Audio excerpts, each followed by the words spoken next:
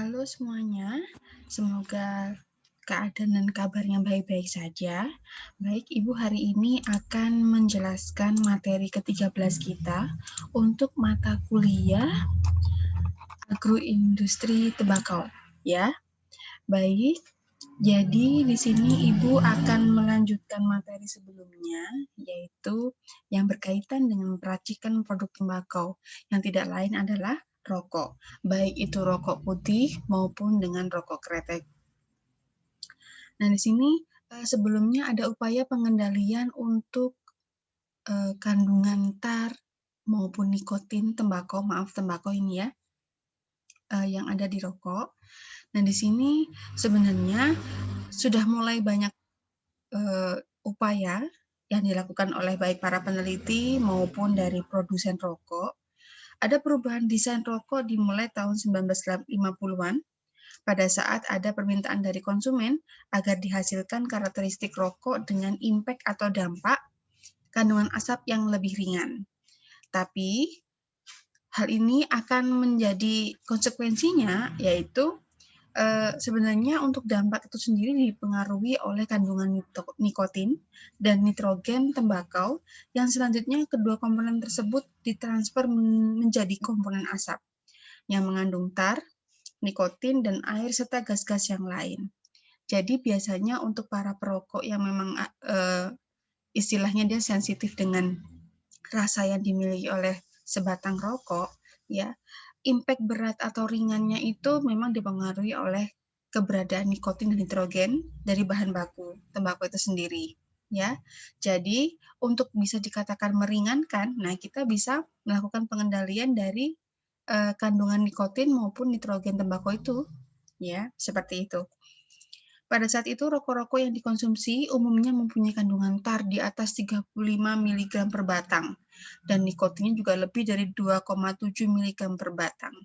Faktanya, untuk standar yang ada di Indonesia, berdasarkan dari peraturan pemerintah nomor 38 tahun 2000, yaitu dikatakan bahwa untuk rokok sendiri maksimal tarnya adalah 20 mg per batang, atau kurang lebih dari total seluruh bahan kimia yang terkandung dalam satu batang rokok, itu kandungan tarnya tidak boleh lebih dari 1,5%.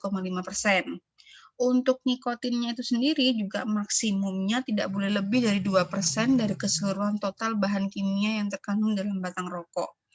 Nah, hal inilah yang memungkinkan para perokok biasanya memang memiliki bahasanya itu tingkat kesehatannya mudah menurun. Hal ini dikarenakan memang tar itu sendiri juga pastinya akan mengotori paru-paru bagi perokok.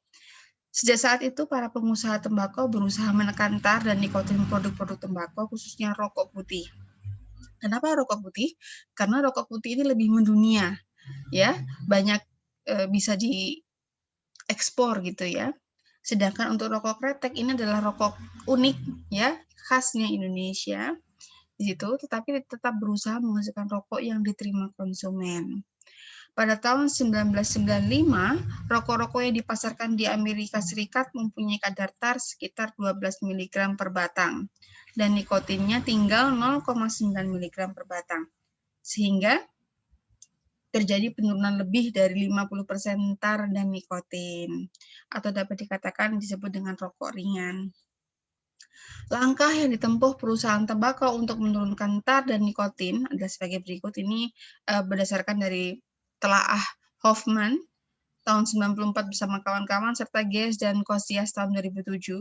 Yang pertama yaitu menambah ventilasi pada filter. Di sini maksudnya adalah filter rokoknya ya.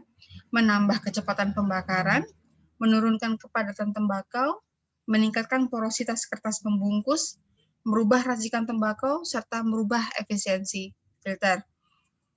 Nah, di sini usaha penekanannya tersebut kalau digambarkan dalam grafik ya sebenarnya dari tahun ke tahun mereka memang mengupayakan agar kandungan tar maupun kandungan nikotin pada asapnya yaitu smoke nikotinnya di sini bisa dilihat sendiri di sini ya.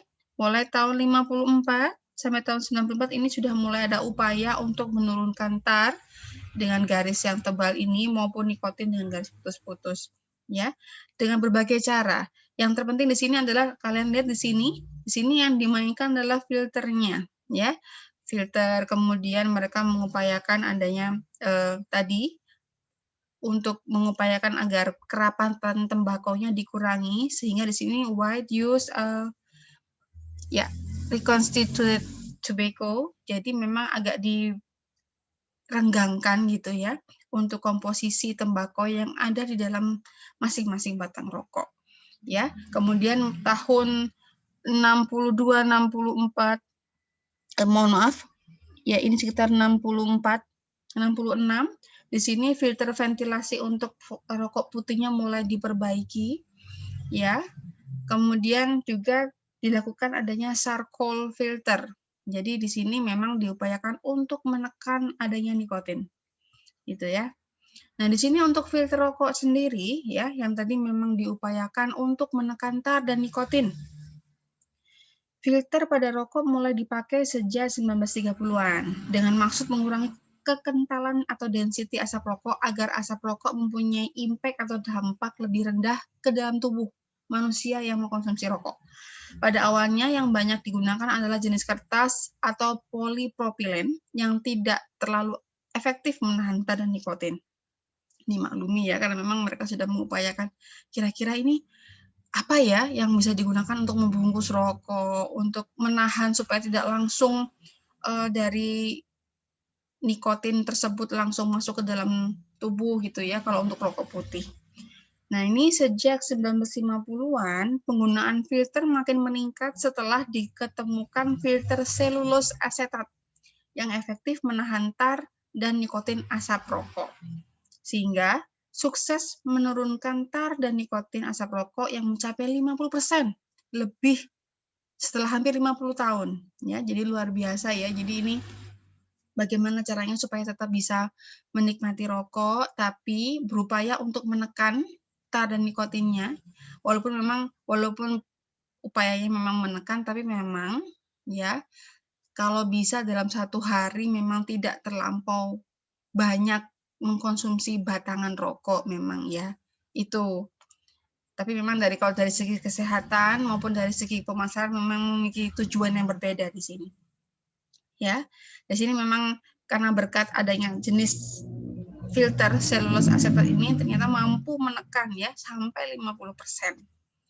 Nah, ini perkembangan kertas pembungkus rokok ya, filter. Ada perforasi. Perforasi itu artinya dilubangi. Nah, jadi memang di sini dimaksudkan untuk adanya proses pembakaran lebih cepat, ya. Jadi memang memasukkan oksigen lebih banyak sehingga pada saat dihisap adanya oksigen masuk itu sehingga mampu memperbesar daya bakar gitu ya. Begitu.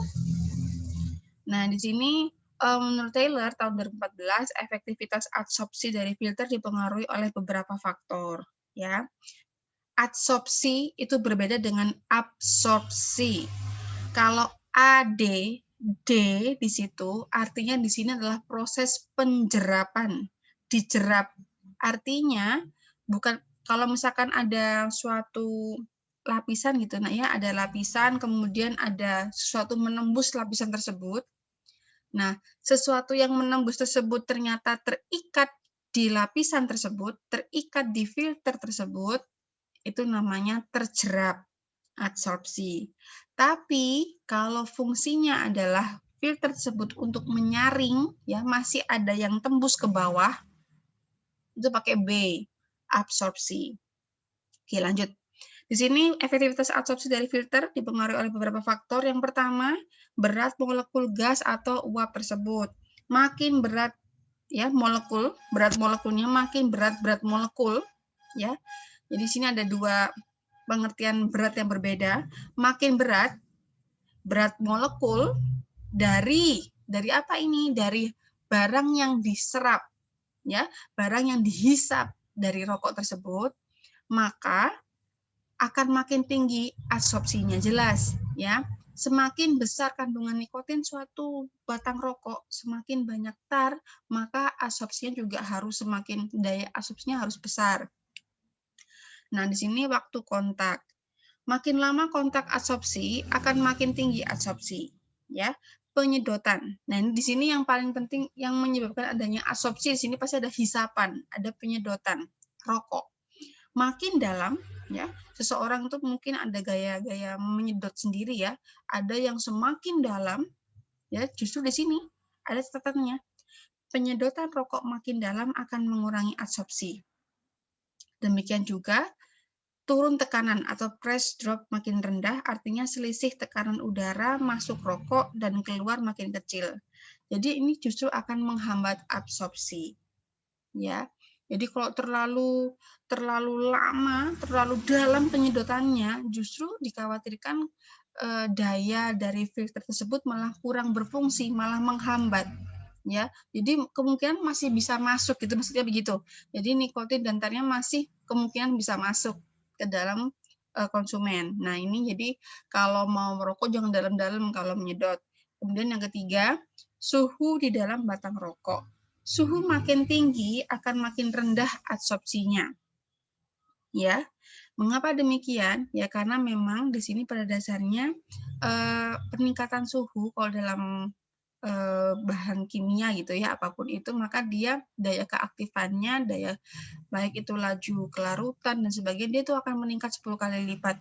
Nah, di sini semakin tinggi suhu, maka makin rendah justru daya absorpsinya. Tapi artinya apa? Berarti bahan kimianya itu dengan semakin tingginya suhu, dia semakin aktif masuk ke dalam konsumen. Karena daya absorpsinya, daya untuk menjerap bahan-bahan kimia berbahaya itu menjadi lemah. Nah, itu ya. Kemudian yang keempat, konsentrasi komponen gas makin tinggi, maka absorpsi juga makin rendah. Misalnya nih, ukuran rokok lebih besar, maka kemampuan absorpsi juga akan makin rendah.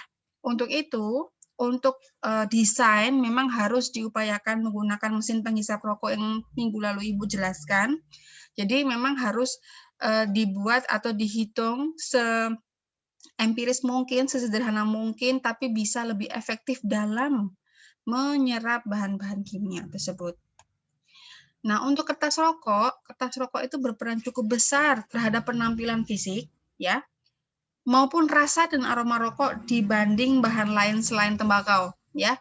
Pada rokok ukuran panjang 85 mm saja, berat kertasnya rokok hanya 5% dari berat tembakau. Jadi di sini kertasnya tidak sembarangan kertas digunakan ya.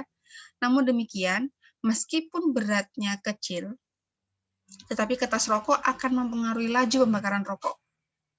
Ya, ventilasi, turun tekanan, serta produksi asap samping atau side stream smoke dan asap utama atau mainstream smoke. Untuk warna kertas juga diupayakan semenarik mungkin, tidak kusut maupun buram, di mana di sini juga merupakan daya tarik tersendiri bagi konsumen. Kertas rokok juga harus kuat karena proses pelintingan atau rolling dengan mesin yang mempunyai kecepatan sangat tinggi, di sini juga akan, kalau misalkan kualitas kertasnya tidak bagus, ini akan menyebabkan kertas mudah sobek, ya, karena dengan kecepatan yang cukup tinggi mungkin akan dibuat kertas itu meregang. Secara umum, kertas rokok mempunyai dua komponen utama, yaitu yang tadi dijelaskan ya, hasil dari penelitian selama hampir 50 tahun, yaitu dengan adanya bahan serat selulus dan pengisi atau filler. Bahan serat bisa dari serat rami atau flax atau dari serat kayu. Sedangkan bahan pengisi umumnya digunakan kalsium karbonat. Ya. Di sini memang untuk membantu proses pembakaran tadi ya. Senyawa pengisi ini digunakan sebagai bahan untuk membatasi terbentuknya asap samping. Nah, asap samping saat perokokan. Pada kertas rokok dapat dibuat pori atau lubang perforasi untuk meningkatkan permeabilitas kertas. Pembuatan pori dapat dilakukan dengan alat elektrostatis, secara mekanis, atau dengan sinar laser. Ya, jadi kalau untuk memang bahan serat selulusnya ini memang bagus untuk menekan tar dan nikotin, ya. Kalau untuk filler tadi memang diupayakan supaya tidak atau bahkan membatasi terbentuknya asap samping saat perokokan. Nah, ini ya hasil review untuk rokok, satu batang rokok itu macam-macam ya nak ya, tergantung merek. Di sini untuk kertas rokoknya saja, permeabilitas atau daya regangnya biasanya memang di sini harus memiliki ventilasi udara, makanya dia harus memiliki pori. Pori-pori di sini memang membantu untuk ventilasi, memasukkan udara masuk, sehingga adanya turun tekanan tadi, ya biasanya antara 10 sampai 120 pori yang mengandung 200 lubang. Kandungan pengisinya kurang lebih ya dengan berat kering 20 sampai 30, dengan berat dasar 22 sampai 30, ketebalan kertasnya bisa 0,03 sampai 0,05 ya. Kurang dari itu juga tidak bisa karena mudah sobek, atau lebih dari itu justru akan mengurangi jumlah pori. Di sini ada opacity, kekuatan tarik, dan kecerahan. Jadi memang di sini sudah diatur ya untuk kertas rokoknya. Oke, nah ini ya diharapkan dengan porositas yang terkandung di dalam kertas itu mampu menurunkan nikotin dan tar. Anda lihat di sini, semakin besar pori-pori, semakin banyak pori-pori maksud saya, maka di sini nikotin yang masuk ke dalam konsumen, ya ini juga semakin menurun. Begitu pula dengan tar. Ini kemampuan dari kertas rokok ya. Jadi semakin ventilasi filternya semakin besar maka nikotinnya juga di sini mampu menjerap nikotin maksudnya ya. Jadi nikotinnya ini prosentasenya semakin Anda lihat di sini ya, sebagai contoh dengan ventilasi filternya 70%, maka contoh nikotin ini dia mampu menjerap sampai 0,49%. Jadi semakin besar ya ventilasi filternya, dia mampu menurunkan itu. Ya ini bukti dari penelitian ya. Begitu pula dengan tar, TPM ya. Masih ingat kemarin total particulate matter ya. Di sini mulai menurun, bahkan cukup banyak penurunan ya Nak ya. Seperti itu. Nah, ini adalah rancangan untuk pembuatan satu batang rokok putih. Ya, di sini. Jadi kertasnya di mana? Nah, ini kertasnya ya. Kemudian di sini adalah rancangan untuk tempat di mana tembakaunya. Nah, di sini ada tipping paper ya, masih ada tambahan kertas ya untuk tipping. Di sini untuk kurang lebihnya kertas pembungkus filter perforasi ya. Sini ada penjelasan di bawahnya. Tobacco batang tembakau. Kemudian di sini asetat filternya. Nah, asetat filter di sini yang memang bagus tadi mampu menekan tar dan nikotin. Ya, filter asetatnya berada di dekat penghisap, dekat mulut penghisap. Ya, seperti itu. Nah, di sini yang tadi, oke. Tipping papernya tadi, mungkin masih ini yang untuk desain yang mungkin belum terlalu jelas, nanti dijelaskan di sini. Nah, kalau Anda lihat di sini perforasi atau diberikan lubang-lubang di sini, nah ini memang digunakan untuk mengupayakan adanya turun tekanan sehingga pembakarannya sempurna, ya, dan juga terjadi absorpsi yang lebih sempurna lagi, ya, seperti itu. Oke, demikian penjelasan dari Ibu. Kita ketemu untuk minggu depan. Nah, minggu depan mungkin akan Ibu jelaskan materi sedikit dan langsung UAS. Oke, terima kasih untuk hari ini. Selamat berlibur semuanya, jaga kesehatan ya. Saya akhiri untuk mata kuliah hari ini. Sampai jumpa minggu depan.